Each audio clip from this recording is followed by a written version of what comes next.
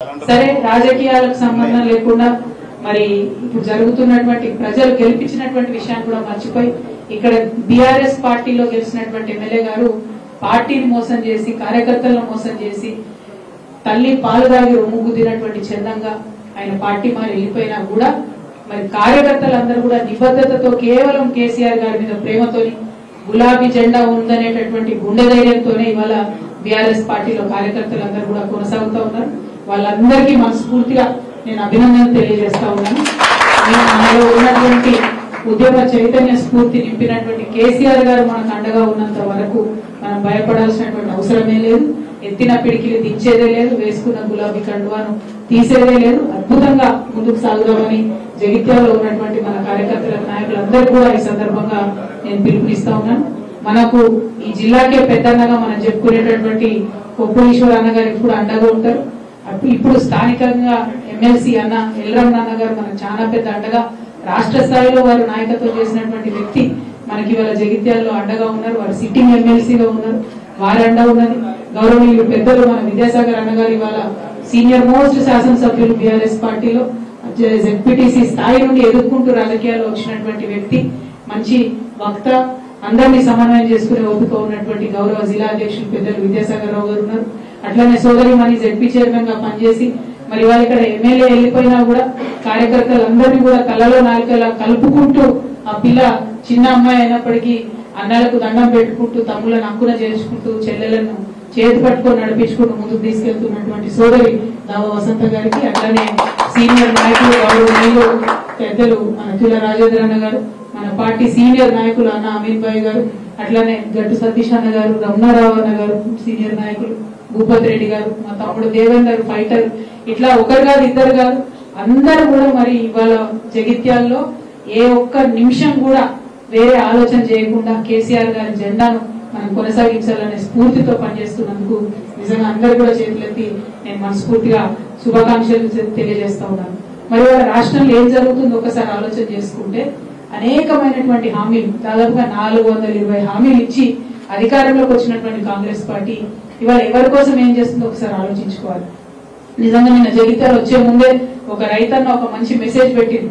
ఎండిపోయినటువంటి తన పొలాన్ని చూపించుకుంటూ బాధపడుకుంటూ మన మంగళ దగ్గర సారంగపూర్ మంగళ గ్రామానికి సంబంధించినటువంటి రైతు పెట్టినటువంటి మెసేజ్ చూస్తే కళ్ళకు నీళ్ళు వచ్చేటటువంటి పరిస్థితి. ఎండిపోయినటువంటి భూమిని చూపించుకుంటూ బాధపడుతున్నటువంటి పరిస్థితి. ఇవాళ రైతు భరోసా లేదు, ఎరువులకు ఇబ్బంది, నీళ్ళు ఇచ్చేటటువంటి తెలివి లేదు. కేసీఆర్ గారు ఆల్రెడీ కాళేశ్వరం నిర్మాణం చేసిండ్రు, అయిపోయింది. దానికి మొత్తం కూడా 10 ఏళ్లలో వరద కాలువను నిజంగా జీవధారగా సంవత్సరం పొడవును కూడా నింపి పెట్టినాం. కనీసం ఆ వరద కాలువ నింపేటటువంటి తెలివి లేదు. ఏమన్నా అంటే కేసీఆర్ గారి మీద రాజకీయంగా విమర్శ చేసి మేడిగడ్డ లింక్ వన్ ని యూజ్ చేయకుండా ఇక్కడ వరద కాలువని ఎండబెట్టినటువంటి పరిస్థితి.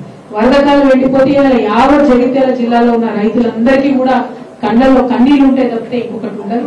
నేను ఈ జగిత్యాల గడ్డ మీద నుండి రేవంత్ రెడ్డి గారిని విజ్ఞప్తి చేస్తా ఉన్నా, మీ రాజకీయ కక్షలు కార్పణ్యాలు పక్కన పెట్టి కాళేశ్వరం లింక్ వన్ మీరు యూజ్ చేసుకొని మా వరద కాలువకు నీళ్లు ఇవ్వండి దయచేసి. జగిత్యాలలో భూములు ఎండిపోయే పరిస్థితి ఉన్నది, చెప్పులండిలో భూములు ఎండిపోయేటటువంటి పరిస్థితి ఉన్నది, అక్కడ పెద్దపల్లిలో భూములు ఎండిపోయేటటువంటి పరిస్థితి ఉన్నది. దయచేసి నీళ్లను రిలీజ్ చేయవలసిందిగా నేను ఈ ప్రభుత్వాన్ని డిమాండ్ చేస్తా ఉన్నాను.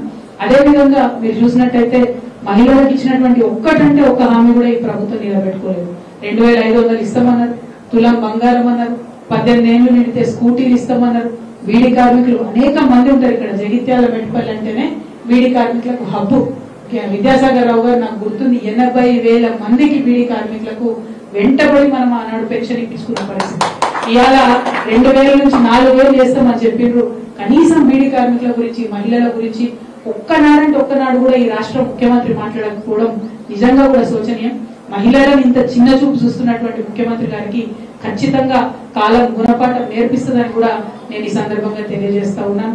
ఇక విద్యార్థులకైతే ఎన్ని మాటలు చెప్పిరో మీకు తెలుసు. జాబ్ క్యాలెండర్ ఎక్కడుందో అడగాలి. కనీసం చిన్నపిల్లలకైతే భూమ పెట్టలేని పరిస్థితులలో, మంచి ఆహారం పెట్టలేనటువంటి పరిస్థితుల్లో ఈ ప్రభుత్వం ఉన్నది. కాంగ్రెస్ పార్టీ ప్రభుత్వం చేస్తున్నటువంటి తప్పులను తెలంగాణ సమాజం చూస్తున్నది. తప్పకుండా తప్పులు ఒకనాడు నిండుతాయి. శిశుపాలను కూడా 100 తప్పులు అయ్యేంత వరకు వెయిట్ చేసి చూసింది కాలం, ఆ తర్వాత క్షమించలేదు. కాంగ్రెస్ పార్టీ కూడా రాబోయే రోజులలో అదే జరగబోతా ఉన్నది. ఇవాళ బీసీల విషయంలో చూసినట్టయితే ఈ ప్రభుత్వం ఏం చేస్తుందో చూస్తున్నారు మీరు. ఆనాడు కేసీఆర్ గారు ఓపెన్ గా ట్రాన్స్పరెంట్ గా 52% బీసీలు రాష్ట్రంలో ఉన్నారని చెప్పి లెక్కలు తేల్చి చెప్తే ఇప్పుడు వచ్చినటువంటి రేవంత్ రెడ్డి గారి ప్రభుత్వం కనీసం లెక్క పెట్టడం కూడా రాకుండా శాస్త్రీయంగా లెక్కలు చేయకుండా తప్పుదో పట్టిస్తూ బీసీల సంఖ్య తక్కువ చేసి చూపించడం అనేది నిజంగా కూడా శోచనీయం. ఒక పక్క ఇదే తప్పుడు లెక్కలు తీసుకొని రాహుల్ గాంధీ గారు పార్లమెంటును తప్పుదో పెట్టే విషయంగా వారు మాట్లాడుతున్నటువంటి సందర్భాన్ని కూడా చూస్తున్నాం. ఇవన్నీ సంవత్సరంన్నర నుంచి బీసీ సంఘాలు అందరు కలిసి కొట్లాడుతూ ఉంటే ఇవాళ బీసీలకు సంబంధించి కులగణన పెట్టాల్సినటువంటి పరిస్థితి ప్రభుత్వానికి వచ్చింది. ఇప్పుడు ఒక కీలక దశలో ఉన్నాం. కులగణన చేసినామని చెప్తున్నారు. సరే తప్పో ఒప్పో 46% ఉన్నాము. నువ్వు మాట ఏమి ఇచ్చినావు? 42% మేము రిజర్వేషన్ చేస్తా అన్నాం. మొన్న అసెంబ్లీ పిలిచింది. మరి పిలిచినప్పుడు డైరెక్ట్ గా 42% బిల్లు పెట్టాలి కదా. బిల్లు పెట్టకుండా మళ్ళా ఒక స్టేట్మెంట్ అన్నారు. ఓకే కులగణన ఇంతమంది ఉన్నారు అన్నాం. మరి కులాల వారీగా వివరాలు ఇవ్వడానికి ప్రభుత్వానికి ఎందుకు భయం అవుతున్నది? బీసీలు 46% ఉంటే అందులో పద్మశాలీలు ఎంతమంది ఉన్నారు, మున్నూరు కాపులు ఎంతమంది ఉన్నారు, ముదిరాజులు ఎంతమంది ఉన్నారు, లెక్కలు బయట పెట్టు కదా. అవి బయట పెట్టకుండా ఎందుకు మభ్య పెట్టేటటువంటి ప్రయత్నం ఈ ప్రభుత్వం చేస్తుందో మేము ఇవాళ డిమాండ్ చేస్తా ఉన్నాం. ఇవన్నీ ఇట్లా జరుగుతుంటే ఇక రాబోయే కాలంలో మనం బిల్లు పెడితే కూడా కోర్టులలో ఆపేటటువంటి పరిస్థితి ఉంటుంది. ఇప్పుడు కోర్టులో కూడా ఎటువంటి లీగల్ ఇబ్బందులు లేకుండా బీసీ బిల్లు పాస్ చేయాల్సినటువంటి బాధ్యత ప్రభుత్వానికి ఉంది. ఇటువంటి కీలక దశలో నేను ఏం చేస్తుంది ప్రభుత్వం? పొన్నం ప్రభాకర్ గారి ఆధ్వర్యంలో బీసీ సంఘాల నాయకులందరూ కూడా పిలిచిరు మీటింగ్. నేను అనుకున్నారే ప్రభుత్వం ఒక ముందడుగు వేసింది. బీసీ సంఘ నాయకులు పాపం 30 ఏళ్ల నుంచి కొట్లాడుతున్నారు. ఆర్ కృష్ణయ్య గారు లాంటి వారు, వకలాభరణం కృష్ణమోహన్ గారు బీసీ కమిషన్ చైర్మన్ గా వేసింది. అటువంటి పెద్ద పెద్ద నాయకులందరినీ పిలిస్తే పోన్లే ప్రభుత్వం ఒక ముందడుగు వేసింది, బిల్లు మీద చర్చ చేస్తుందేమో అనుకున్నాం. ఏం లేదు. ముఖ్యమంత్రి గారికి కనీసం మా మీటింగ్ ఉన్నట్టు కూడా తెలిసినట్టు మాకు అనిపిస్తలేదు. యాక్చువల్ గా అయితే ఈ టైంలో బీసీ ప్రజలందరూ ఆందోళనలో ఉన్నారు, మా సంఖ్య తగ్గిందని భయపడుతున్నటువంటి సమయంలో ముఖ్యమంత్రి గారే డైరెక్ట్ గా మీటింగ్ పెట్టాలి. ఎందుకు సమయం లేదు ఆయనకు? ఇప్పటికి 31 సార్లు ఢిల్లీకి పోవచ్చింది ముఖ్యమంత్రి గారు.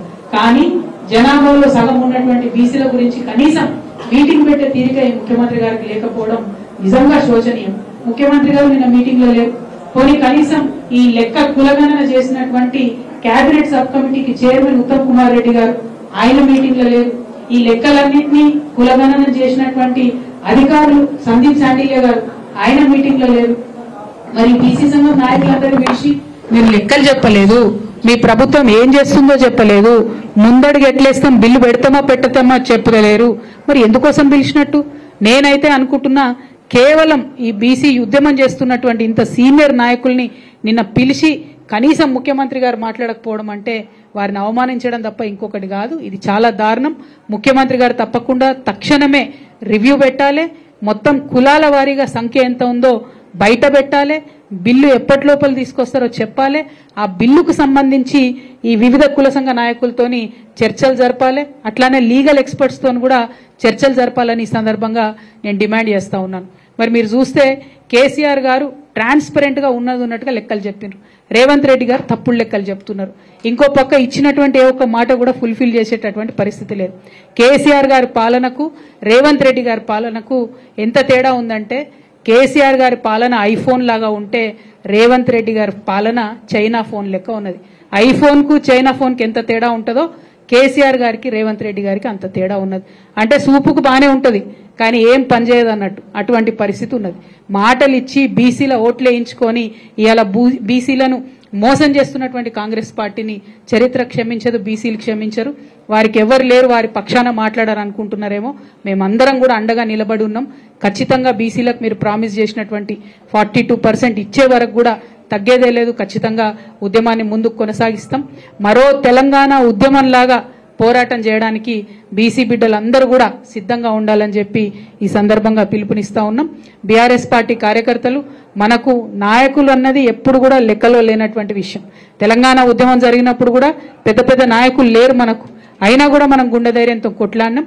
ఇవాళ ఇక్కడ జగిత్యాలలో మనం అధికారంలో ఉన్న 10 సంవత్సరాలు అనేక కార్యక్రమాలు చేసినాం. ఇవాళ జగిత్యాల్లో 4500 ఇండ్లు కేసీఆర్ గారు ప్రత్యేక శ్రద్ధ పెట్టించారు. ఆ ఇచ్చిన ఇండ్లలో 900 ఇండ్లు ఇంకా ఖాళీగా ఉన్నాయి.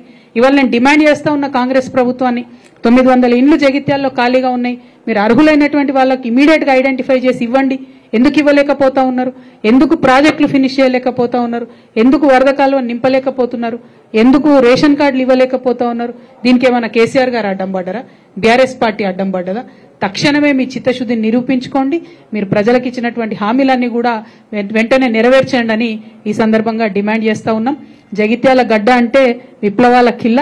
మరి ఇదే జగిత్యాల నుండి ఖచ్చితంగా బీసీల యొక్క కథనబేరి ప్రారంభం అవుతుందని చెప్పి, ప్రారంభం కావాలని కూడా చెప్పి నేను కోరుకుంటూ మీ అందరి దగ్గర సెలవు తీసుకుంటా ఉన్నాను. Thank you. జై తెలంగాణ, జై కేసీఆర్. కేసీఆర్ గారి నాయకత్వం, కేసీఆర్ గారి నాయకత్వం. జై తెలంగాణ.